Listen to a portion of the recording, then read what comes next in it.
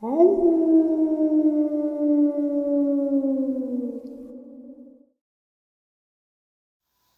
and salutations, everyone. I hope everyone is doing well today. Today, I have a absolutely horrific experience shared to us by a subscriber.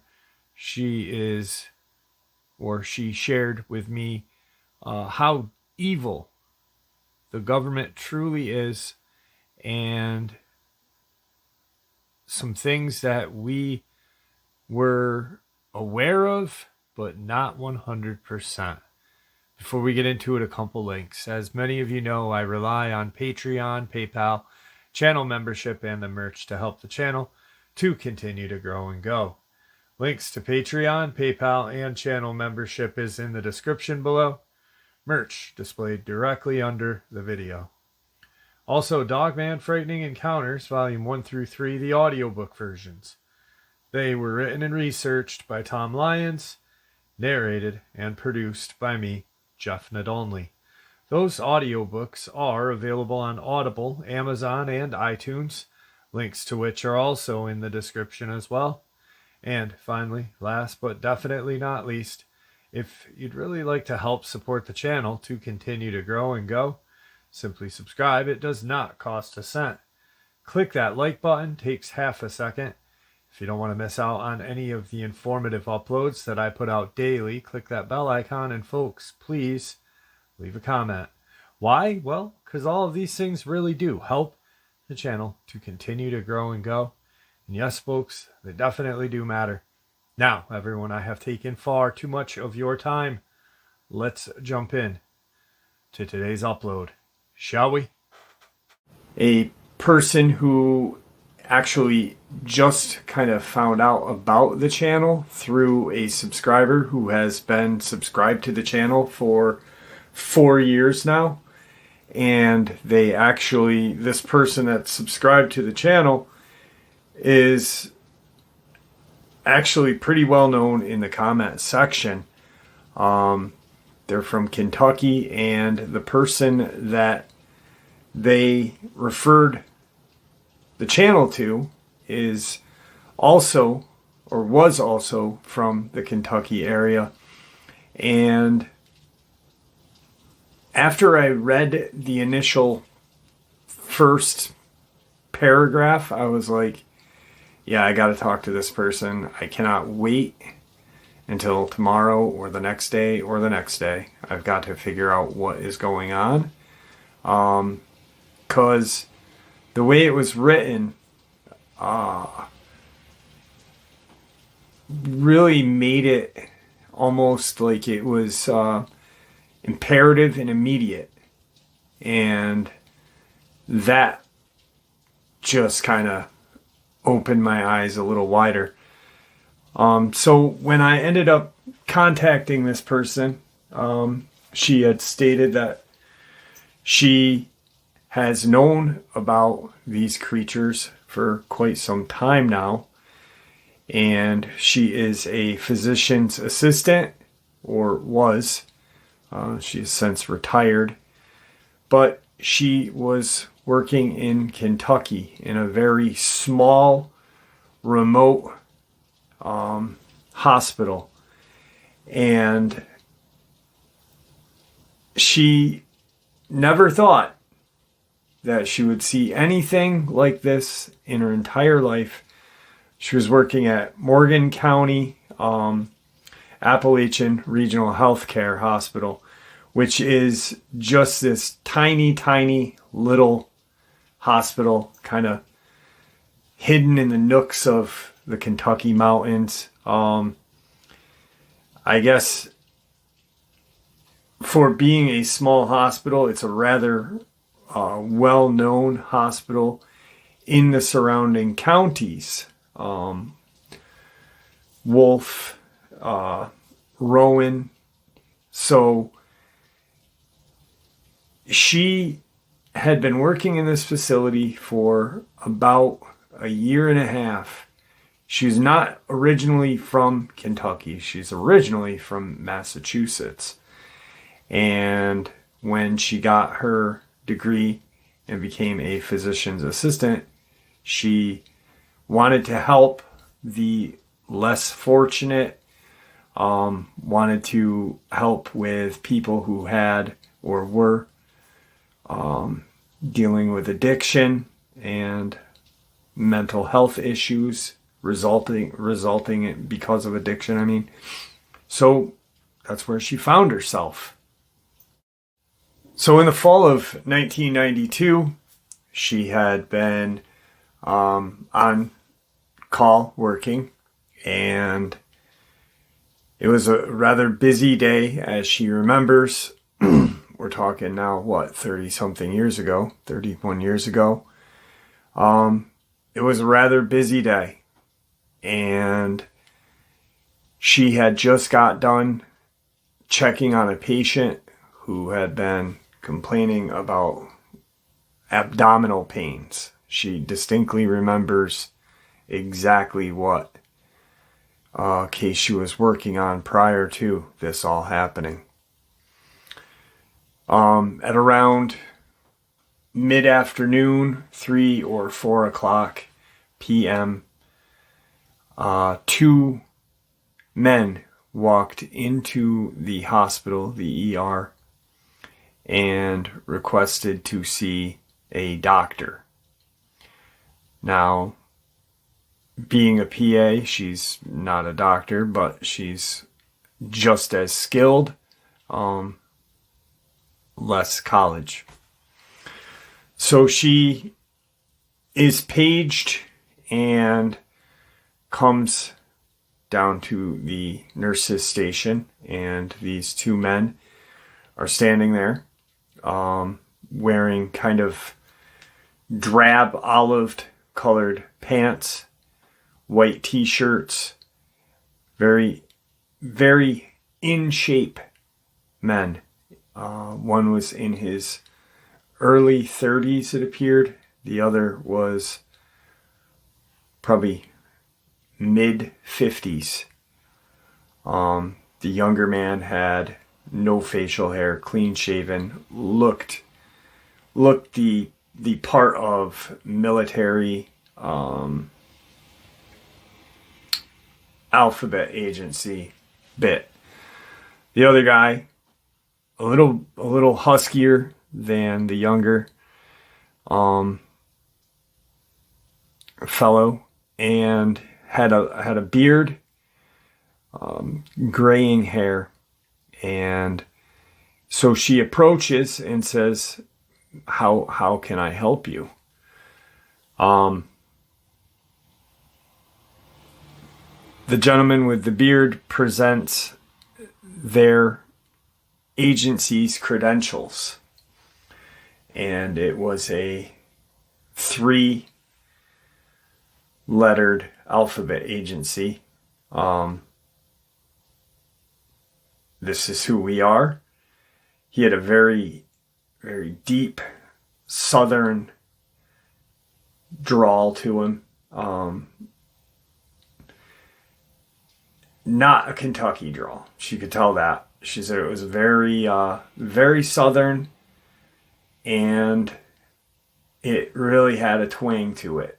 The other guy sounded more or less like he was from the western part of the country. Both pretty well spoken. They inform her that per the agency's policies and this and that they need assistance. They have 2 men that are hurt, and they need a doctor to go out with them with the right medical supplies for the kinds of wounds they are going to share with her. But they said, we need to talk in private with the doctor that is going to accompany us. Is it you, or do we need to speak to someone else? Let us know immediately. If there is an issue, we will call our supervisors. out of Virginia, and they will tell you what's going on and how to, that you will follow our directions. She's kind of leery of what is going on, even though she did see these guys' credentials, and she goes to talk to the chief of medicine of that hospital that day, whoever was in charge, and let them know what was going on. She informed them that that's their protocol. But, I'm a PA. There's certain procedures and protocol that we have to follow as well. She goes and finds the doctor that is on for the day, the one in charge of the day, and both her and this doctor accompany these two men into a private room. And at that point, they proceed to go over the identification with this doctor, and they end up calling Virginia. Whoever was on the other line introduced himself to us and proceeded to tell us who he was. That his men produced their credentials, and that's all they need to know. They are to follow protocol and procedure because they need assistance, and if they don't, there will be some issues. So at this point, the medical director and this woman, the PA, have now been kind of backed into a corner. He agrees, but lets them know that, she's going to be the one accompanying them. They have 3 doctors on for the day. They are understaffed right now.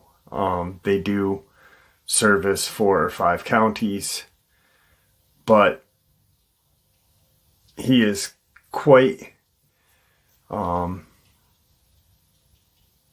confident that she is competent enough to do anything that they need done.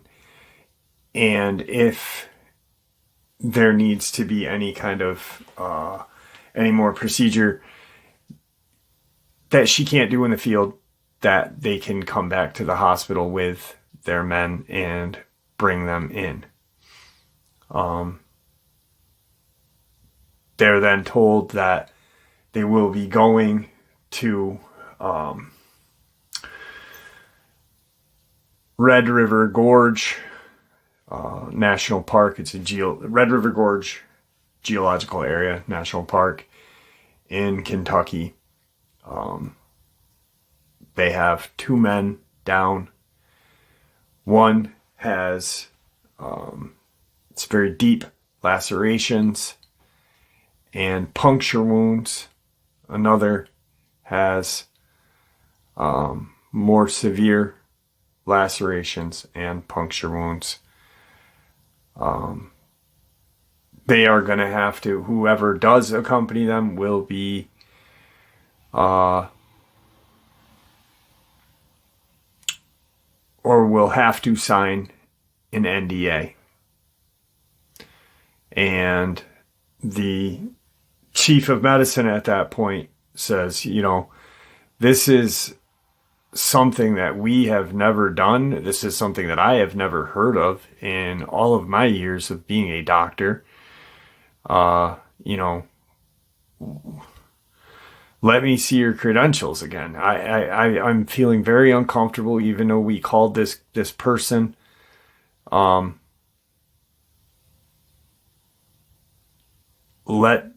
me see, he's getting very leery of things. The younger soldier, I guess we'll call him, had kind of gone out of the room, and about 10 minutes later, 2 police officers came in and verified with the doctor that, hey, we just got a call from someone out of Virginia. These people are who they say they are, and other than that, we've got no say. We can't force you to do anything, but we just got a call. That's all we're saying. That's all we know. Do you want us to accompany whoever you send to make sure? The older gentleman shuts that down very quickly. Kind of really authoritatively says, you don't have the authority to even tell me that you're coming with us. And if you do, chances are you won't make it out there, because we will, you will be under federal arrest, this and that. You won't make it out of your town. We will, arrest you, and you will be charged with whatever obstruction or whatever. They leave not very happy, and about 45 minutes later, after this woman and a nurse put together a kind of emergency kit for everything that has been explained, the wounds and such, deep lacerations, puncture wounds, a large animal attack. So she's thinking bear. They proceed to drive out to Red River Gorge geological area. They take the one road in, and it leads them to an area. She will never forget the locations. Brings them to this area called Chimney Top Rock. And there's an area called Hanson's Point. Between Hanson's Point and an area called Pincham, there's a clearing. Not a big clearing, but a clearing. And that's where they end up going. Now, the drive was about 45 minutes of dead silence. No music, no talking. She asked, what am I going to see? What can you guys give me the heads up? I understand I have to sign an NDA, but what am I walking into? How bad are these men? What attacked these men? You said large animal attack. Are we talking bear? Are we talking mountain lion? What are we looking at? You will find out when you're on scene. That's all that's said. They get to the scene after 40 plus minutes, and as they walk into the woods, they had to hike about 15-20 minutes in. They get to a clearing, and she can smell copper. Very fresh copper. She can smell a urine scent, and like a real bad, almost animal feces scent as well. So a very coppery urine feces stench.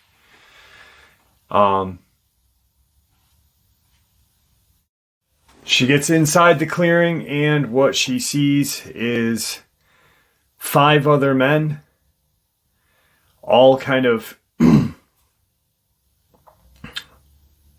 almost clearing up the clearing. They were all very busy. She could see one man lying.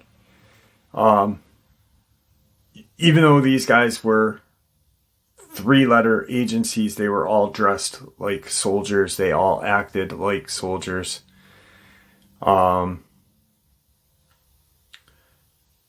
So she sees one of the soldiers. That's what we'll refer to them as, soldiers, because that's how she referred to them as. Agents, we'll just say. She sees one of the men lying. He's very badly hurt. They have some bandages on him. One of the guys is keeping pressure on some bandages on his chest. She only observes this one guy, and she says, you know, you said there were 2 men hurt. Where's the other agent? And the younger of the 2 agents that were at the hospital walks kind of away and starts talking to 2 of the other guys. The man in charge, the larger of the guy with in his 50s, large beard, says, what you are going to see now is confidential. This is what you will be signing an NDA for. And if you do not follow the rules of that NDA, we will make you look crazy. We will imprison you. And you will lose your medical license, and you will be nothing after we are done with you. It's imperative that you know this, and to let you know that you are safe. Her face, she said, my jaw dropped, because I'm like, what the hell have I gotten myself into? They walk into the woods a little ways, and what she sees is this huge, hairy creature that's lying on its side against a tree, propped up. It's bleeding profusely. She looks over at the agent in charge. She looks back, and as she's panning to look back at this creature, she sees a smaller creature, but still larger than any of the men that are out there, lying on the ground, not moving, no kind of appearance of life.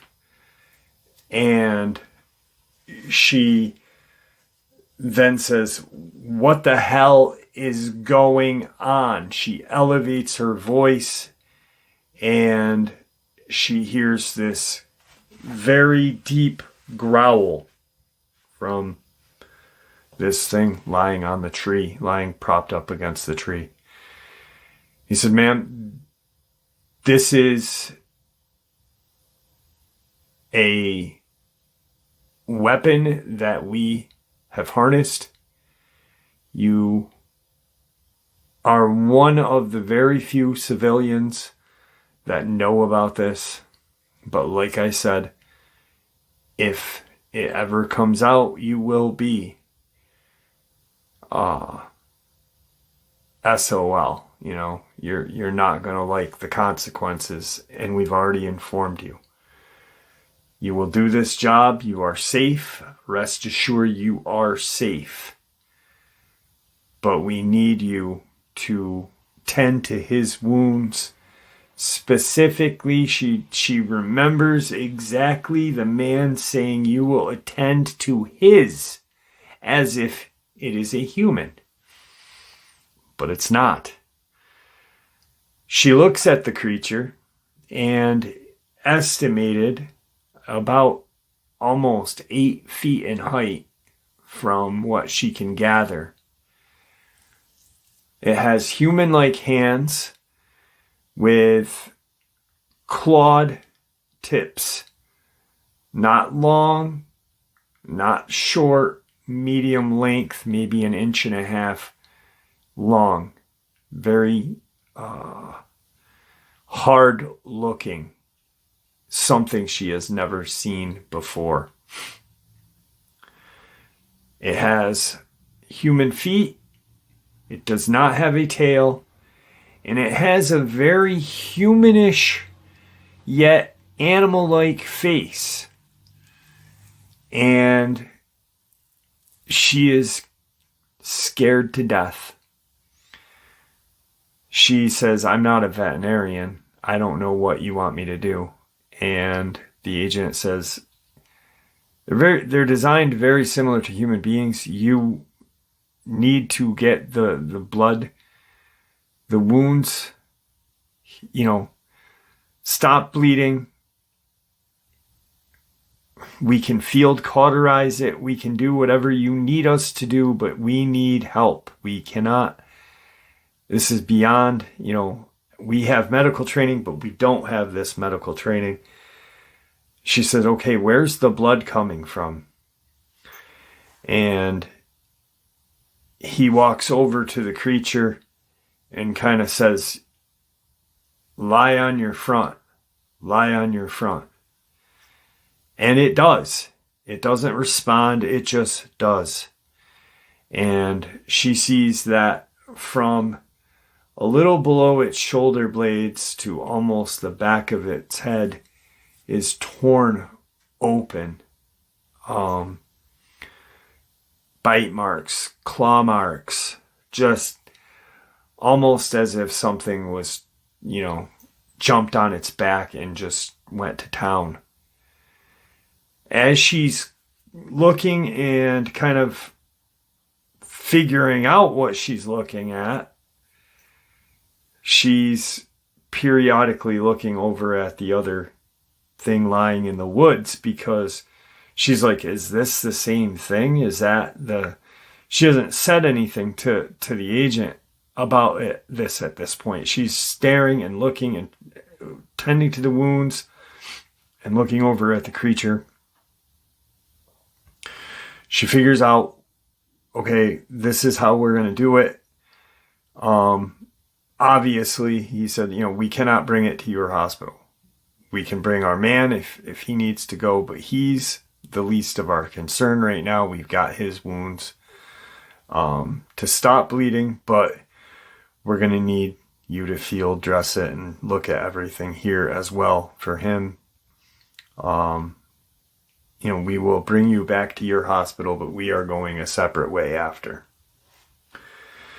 She's looking at the wounds, looking at the creature that's lying in the woods, and she's now seeing the big differences in these two creatures.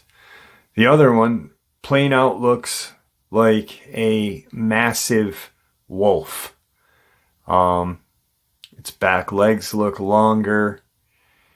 It is lying in a way that it would look to be bipedal or quadruped. It did have a tail.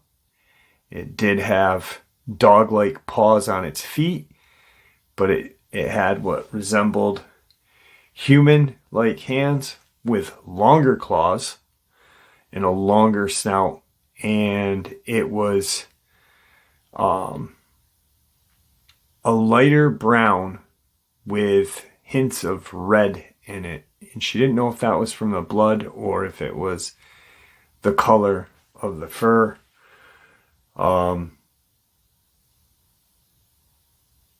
So she starts to clean this creature's wounds. She's cleaning it with saline. She's realized, okay, this is, he's got about 5 or 6 really bad, deep wounds. lacerations. There's not much I can do about the puncture wounds. We're just going to have to pack those and wrap them. I can get them for mobile I can get this creature ready for your mobile transport, but other than that, I can't do much more. I'm not in the hospital, and I've never done anything like this in my entire life. I've never even attempted to work on a human with wounds like this.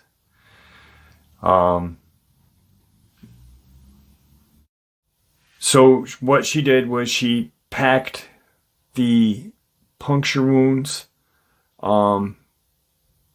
waited to wrap them up until she was going to suture the lacerations, very deep lacerations. Obviously, she's now figured out that this creature had been fighting that creature over there that was dead.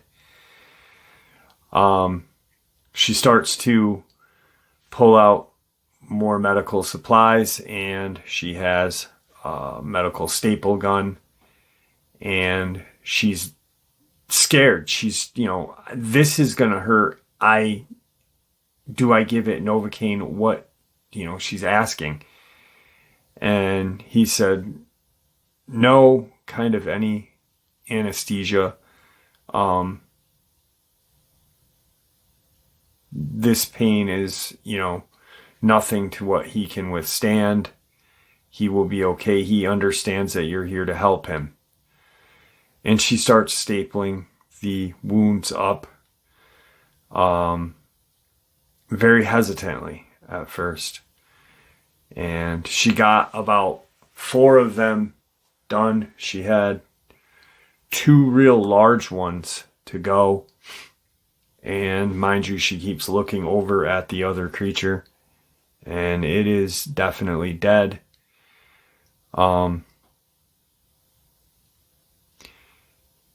She starts working on the last 2. And as she's pulling the wounds closed, or pinching them closed to staple, she notices something that is a different color and a different something that is not of nature in this creature's wound.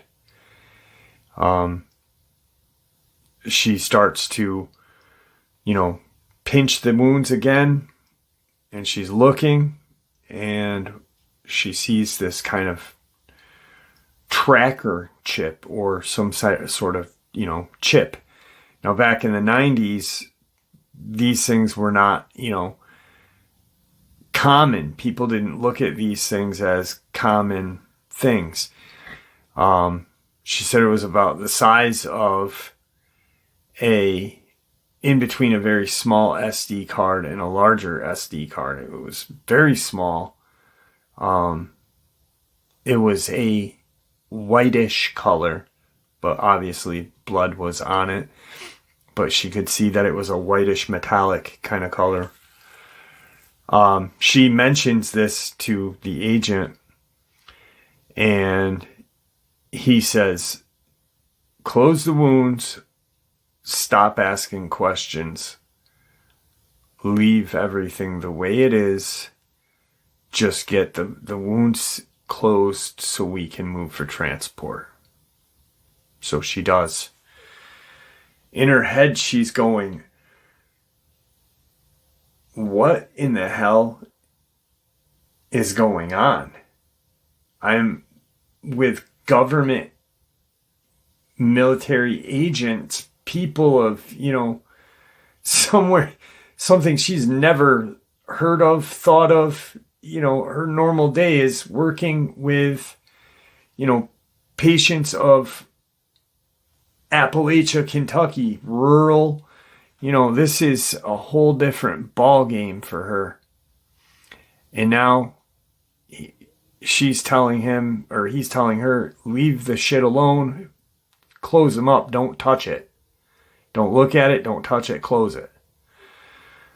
She does. She proceeds to wrap this creature's neck and lower shoulder area up.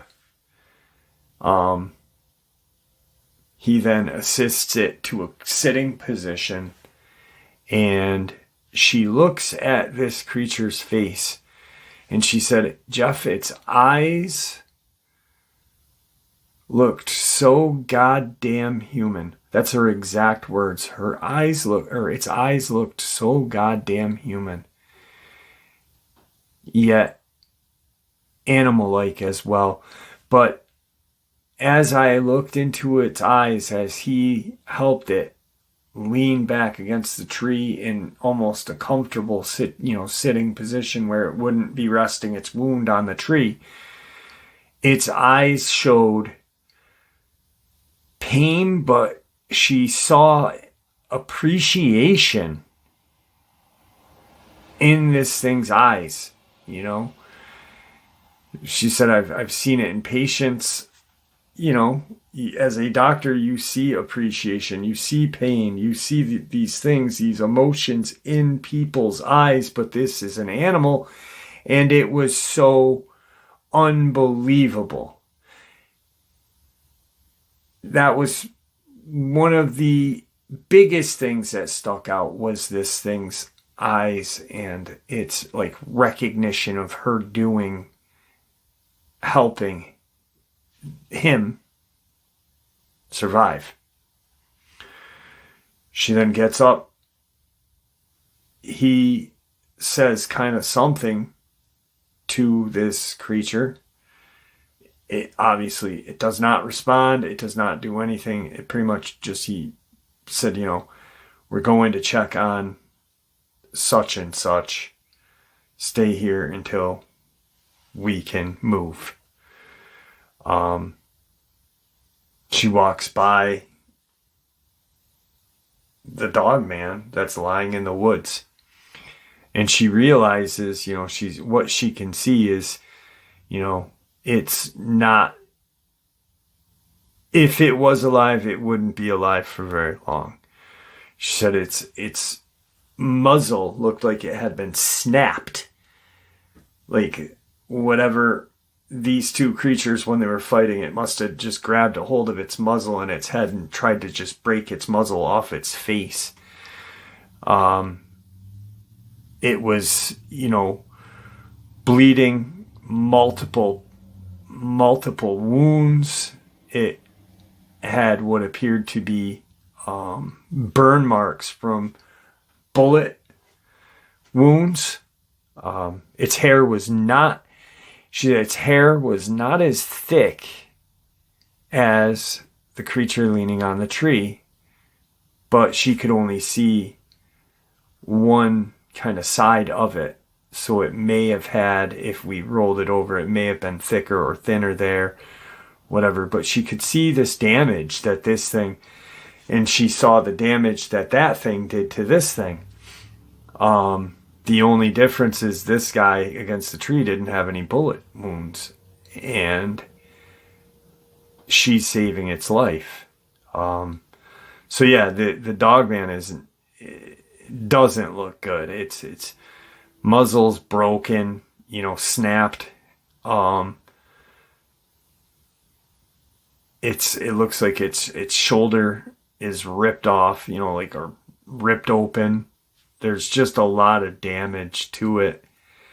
As she's walking to go take care of the other agent or soldier, the human, two men, one being the younger guy that was in the hospital, is walking, and they have some kind of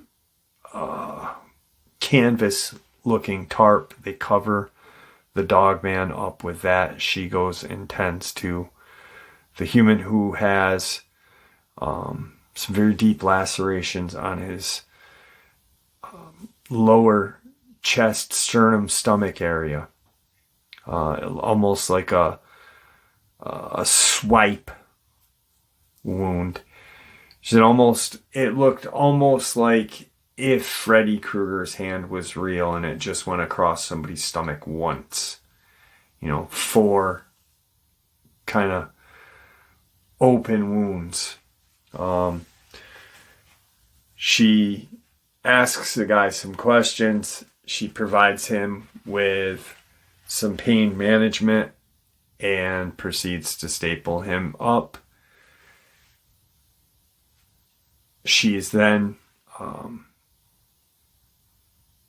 told to pick up her equipment.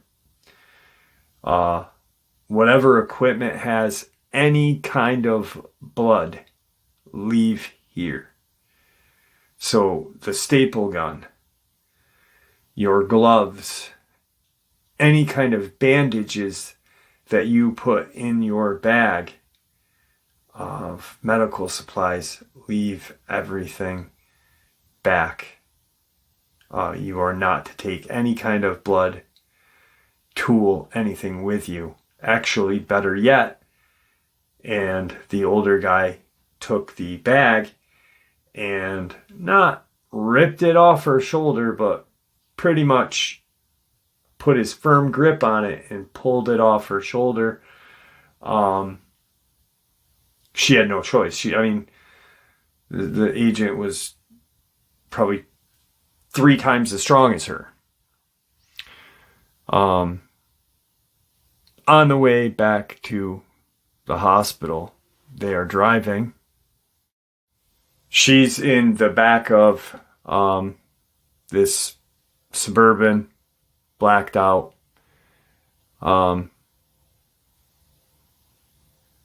The older agent is in the back with her. 2 men are in the front. The younger agent that was in the hospital with this guy was back at the scene, and he pulls out of his folder thing in the Suburban some paperwork, and you are to put all of your information here. Give me your license, your social security number, your address, everything. Fill everything out. All of the necessary identification for life. Give to me. Let me verify everything. After you fill this out, I will sign my part. You will sign yours. And we will bring you back to your hospital. She signs the paperwork and they pull into Morgan County Hospital. He looks at her one last time and says, "Remember what I said? I am not threatening you. I am telling you what will happen. I don't want this to happen, but I'm telling you what will happen to you. If you do talk about this to even your best girlfriend," which she found strange, because he had a demeanor of not kindness, but a firm compassion. Like, I don't want you to mess up, so don't mess up. Don't tell your friends. Don't speak about it ever. And she didn't. She got back to the hospital. He accompanied her in. He spoke with the chief and, said, "Listen, we forgot her bag of medical supplies. That's on us. We will reimburse you for whatever you need. Here is information where to, who to contact and, where to, not send a bill, but where you'll get your money from for your services. Thank you for doing this. I apologize for, coming in and demanding, but we needed to get this done. And the doctor, the chief, is like, where's the guys? Are they okay? Or why didn't you come back with it? This and that. We're waiting for transport for the two, but we'll be okay. The agents leave and she is kind of stuck there. The chief of medicine asks her, hey, what the hell happened out there? And she told him, I, just like he said to you, whoever goes is going to have to sign an NDA. I'm scared. I cannot, tell you what happened. If you want to fire me, but I cannot tell you what happened. And they kind of left it alone. 15, 17, 18 years go by, and she meets the woman that's a subscriber of the channel at a Bigfoot convention.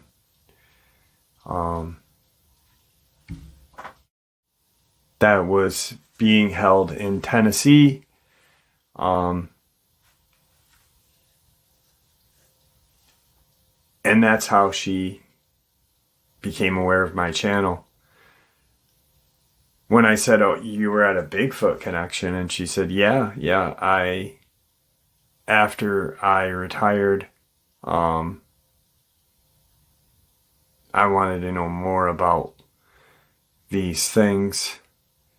I wanted to know more about what was going on. And I figured, hey, no better place than a Bigfoot convention.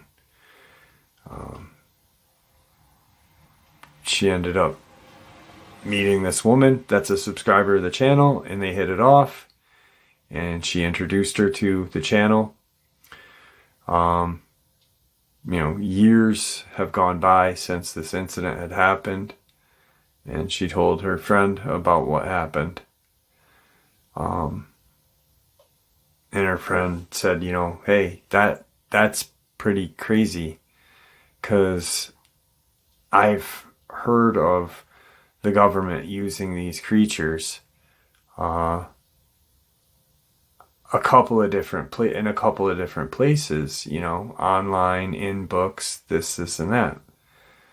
But check out, these couple of channels and listen to them.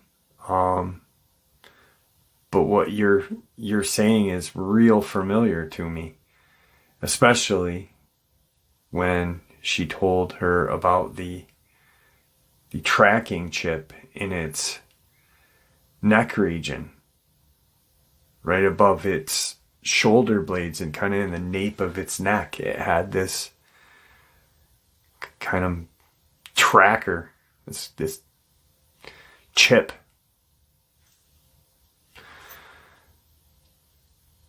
And she, of years, things that have bothered her about it would be obviously signing the non-disclosure, but how everybody was so nonchalant when they were in that area, all the agent/soldiers were paying attention to their duty, not these things that were in there. And obviously she knows now that these things, the United States government has harnessed these large werewolf-like creatures. And there was a large fight that ensued in Kentucky's Red River Gorge back in 1992. Unbelievable.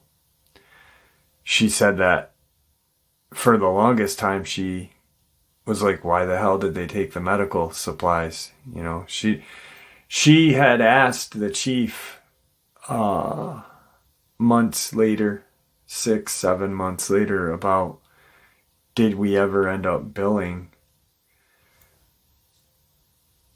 sending a bill to whoever. And yeah, they did. And the finances came back from a 3-letter agency. One of those real negative. So, just wild. 1992. Absolutely friggin' wild. Kentucky. Crazy. Obviously, the medical supplies were taken because, why? Well, DNA. Lab testing. Don't take it. Don't take it. You'll go to federal prison. Don't take it. So, anyway. Yeah, the chip thing really freaking blew me away. I was like, wow. Pretty amazing. Well, there you have it, folks. I hope you all enjoyed today's upload as much as I enjoyed sharing it with you. I'd like to thank you all for supporting the channel. After all, it is your support that keeps the channel growing and going. And honestly, what gives folks like all of us a place and a chance to share our experiences and theories judgment-free, just simply treated with the respect that we all deserve. Everyone, please stay safe, happy, healthy, and ever vigilant, keeping an eye on our children, pets, family, and friends. These creatures are real. They are out there and dangerous. Share this info with those you love and care about, and it may just help save their lives someday. Until next time, never stop asking questions. Never stop searching for the truth. And God bless.